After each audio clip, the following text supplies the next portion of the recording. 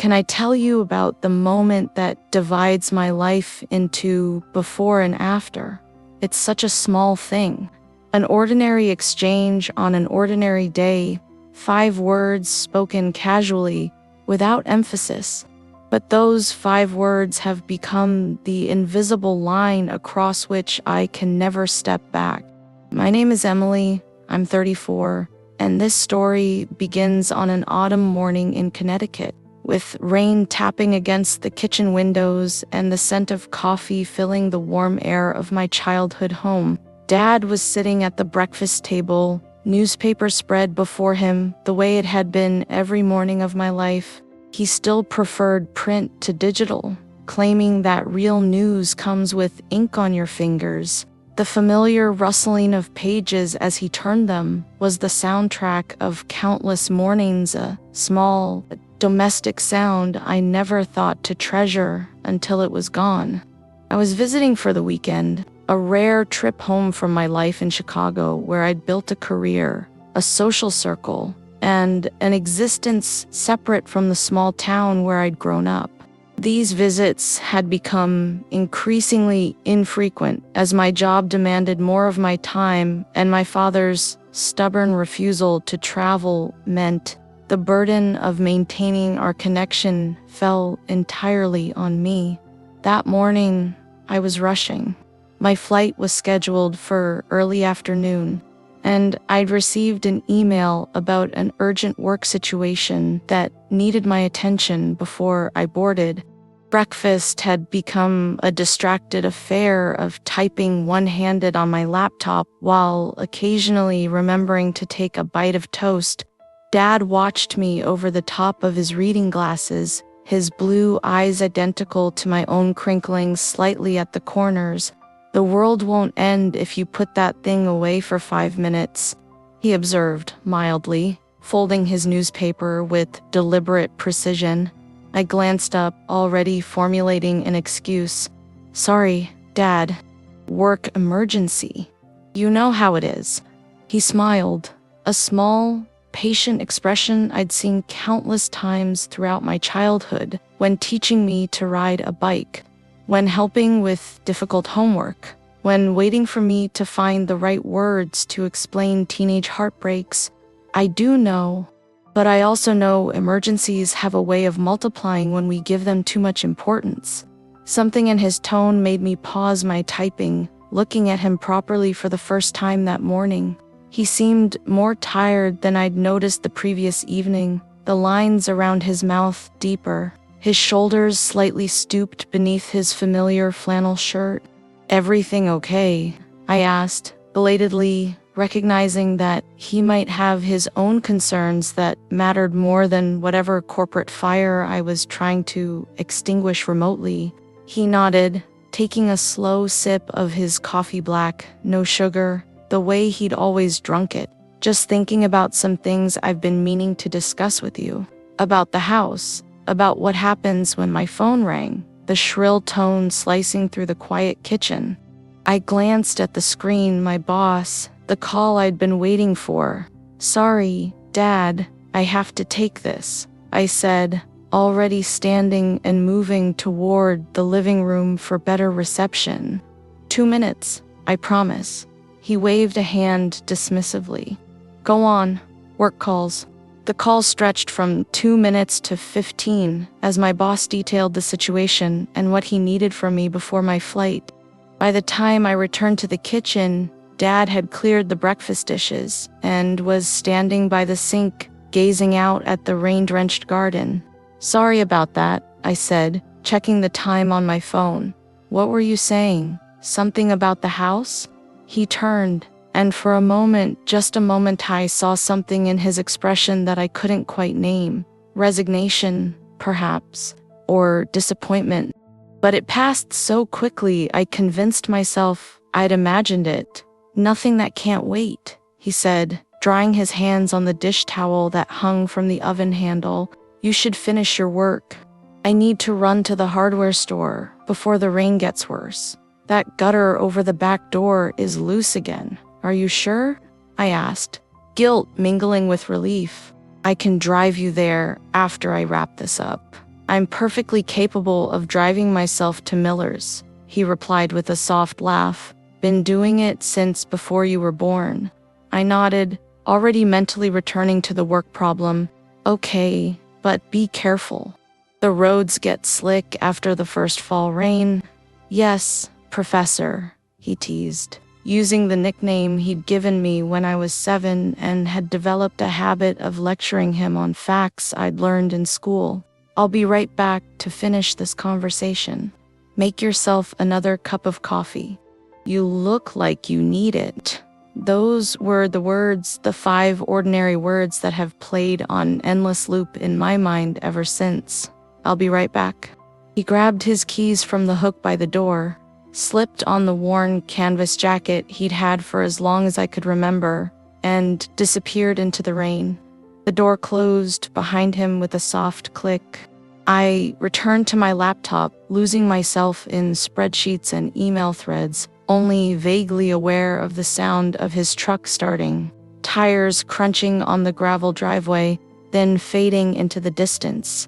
An hour passed, then 2. I finished my work, packed my suitcase, and glanced at the clock.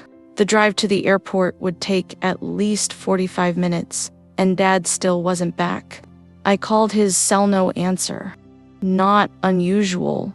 He often forgot to charge it or left it in the truck. Mild irritation flared. He knew I had a flight to catch. The hardware store was only 15 minutes away. Even with browsing time, he should have been back by now. I tried his phone again. Still no answer. Concern began to edge out irritation. I called Miller's Hardware. Yes, Robert had been in earlier, left about an hour ago. Bought some gutter brackets and roofing nails. The house phone rang, startling in the quiet kitchen, an unfamiliar number with the local area code. Hello, I answered, a strange tightness forming in my chest. Is this Emily Moore?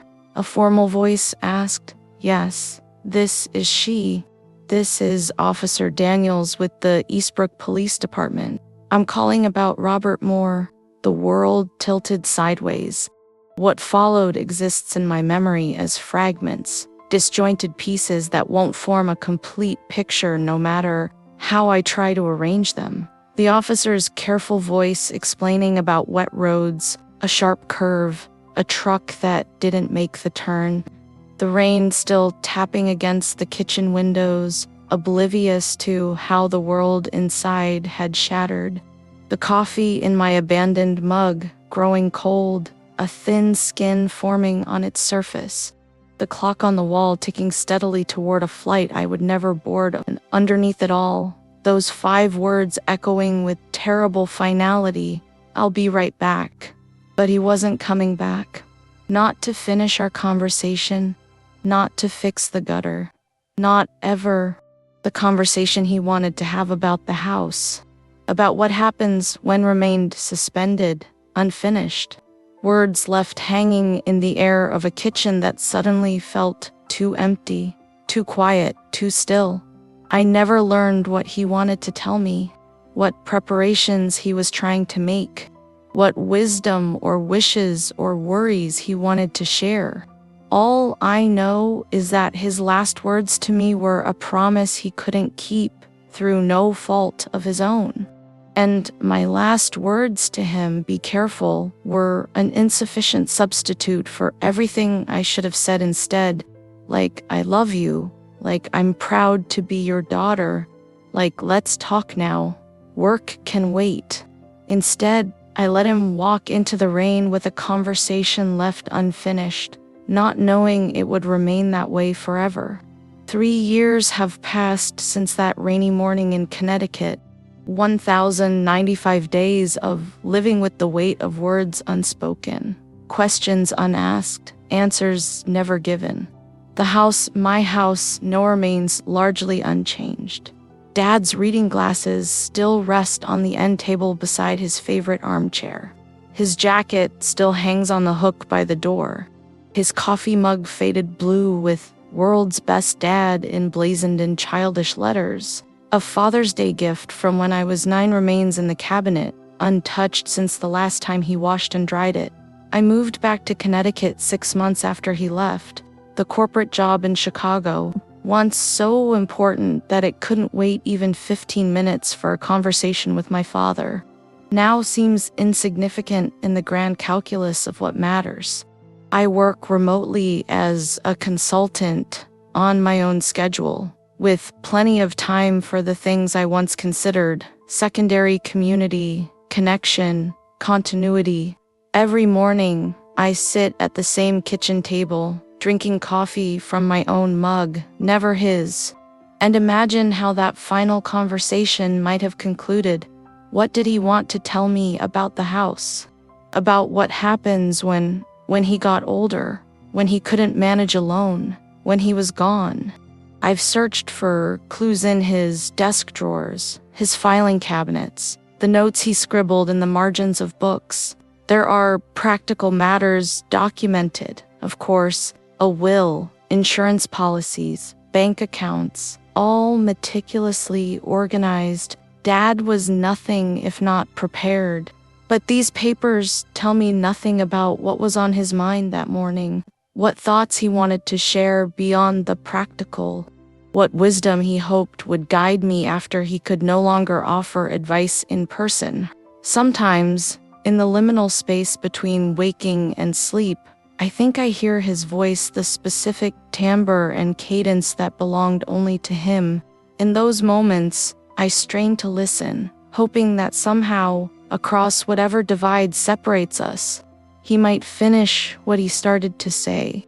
But the voice always fades, leaving only questions that circle endlessly, finding no place to land. Last winter, during a particularly heavy snowfall, I found a box in the attic marked simply for M. Inside were letters, dozens of them written in Dad's precise handwriting on the yellow legal pads he preferred for important thoughts. Each was dated, spanning from my birth until just weeks before that final morning. They weren't intended as posthumous messages. Rather, they were a father's ongoing dialogue with himself about his daughter observations, worries, proud moments, questions about whether he was getting it right. Some were just a few lines. Others filled several pages. Together, they formed a map of how he'd seen me throughout my life. I read them slowly, one each day, rationing them like precious resources that might run out too quickly. His voice was so present in those pages that sometimes I had to stop reading, overcome by the illusion that he was in the room with me, telling these stories aloud. One letter, dated just a month before he left, hit with particular force. Emily will be visiting next weekend. I need to talk to her about my recent checkup and what Dr. Landry found. Not to worry her, but to prepare. She's always been one to need time to process things. Gets that from me, I suppose. I don't want her blindsided if things progress as they might. How do you tell your child that you're not well? That the timeline you thought you had might be shorter than expected? I don't want her last memories to be full of hospitals and decline. Better to prepare her now, while things are still good, while we can still have normal conversations over breakfast, still argue about politics, still laugh about that disaster of a fishing trip when she was 12. I'll find the right moment, when she's not rushing, when work isn't pulling at her attention. There will be time, but there wasn't time. Or rather, there was time. That morning time I chose to fill with emails and phone calls instead of the conversation he was trying to initiate. The discovery of his illness, advanced, aggressive, already spreading before he even had symptoms explained. The fatigue I'd noticed but dismissed, the slight stoop to his shoulders, the way he'd been trying to put his affairs in order. It didn't change the outcome. The accident was still an accident unrelated to his health, but it changed my understanding of that final morning, of what he'd been carrying alone, of what he'd wanted to share with me before the burden became too visible to hide. He had been trying to protect me in his way, to prepare me gradually rather than subject me to a sudden shock, to manage my grief before it was even grief, just as he'd managed every difficulty in my life, from childhood scrapes to adult heartbreaks. The irony isn't lost on me.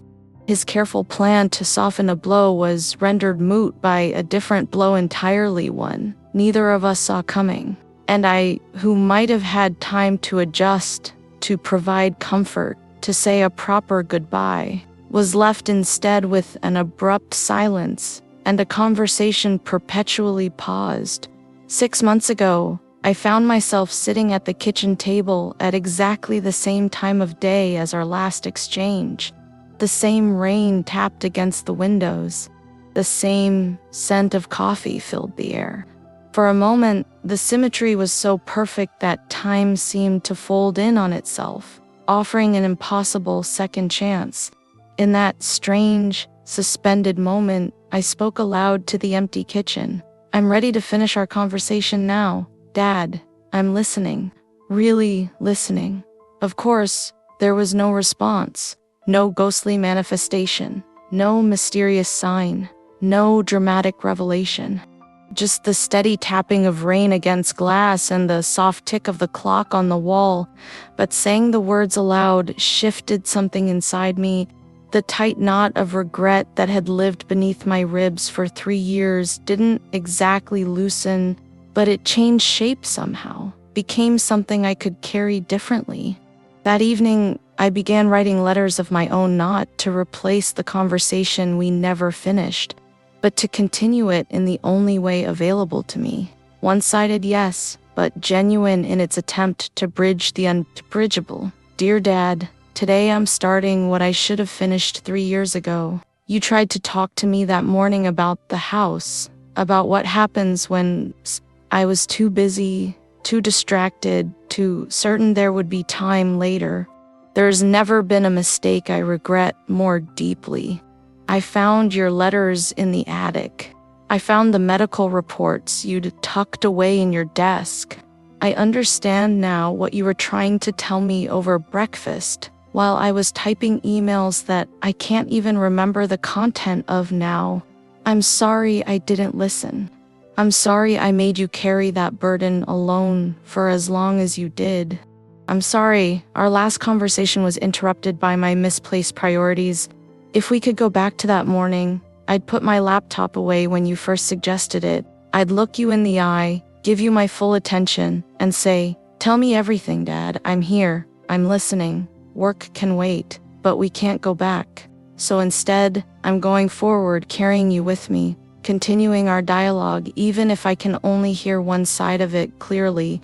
You always said that relationships don't end when people leave, they just change form.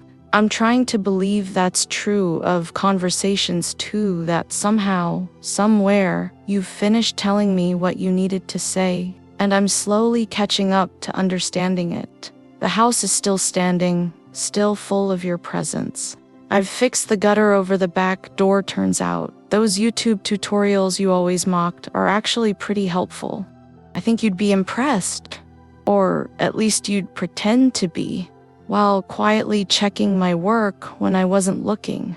I miss you with an ache that never quite subsides, but I'm learning to live alongside it, to incorporate it into my life, rather than being paralyzed by it. You said you'd be right back to finish our conversation. I'm holding you to that promise, Dad, not literally, but in the ways that matter. In the lessons you taught me that continued to unfold, in the values you instilled that guide my choices, in the love you gave that still sustains me. Our conversation isn't over. It's just taking a different form now. All my love, Emily. I've written dozens of letters since that first one, sometimes about significant events or decisions, sometimes about mundane daily occurrences, sometimes just to share a memory or ask a question I know won't receive a conventional answer. I keep them in a box marked "The Conversation Continues," stored beside his box of letters to me. Together, they form an ongoing dialogue that spans the divide between presence and absence, between what was said and what remains unspoken. The strongest memory I carry now isn't of that final morning with its rain and regret and words left hanging in empty air. Instead, it's a kaleidoscope of moments. Dad teaching me to ride a bike, his steady hand on the seat until I found my balance. Dad sitting patiently at the kitchen table, helping me with math homework I thought impossible. Dad walking me down the aisle at my wedding, whispering, "I'm so proud of you," before placing my hand in my husband's. And woven through these memories is the knowledge that our conversation, the deep, meaningful exchange that exists between parent and child, never really ended. It was not contained in a single morning discussion about practical matters, but in the thousands of moments that formed our relationship, and in the ways his voice continues to echo in my choices, my values, my way of moving through the world. "I'll be right back to finish this conversation," he said. And in ways I'm only beginning to understand, he kept that promise after all. Narrated by Emily, 34, who lost her father, Robert,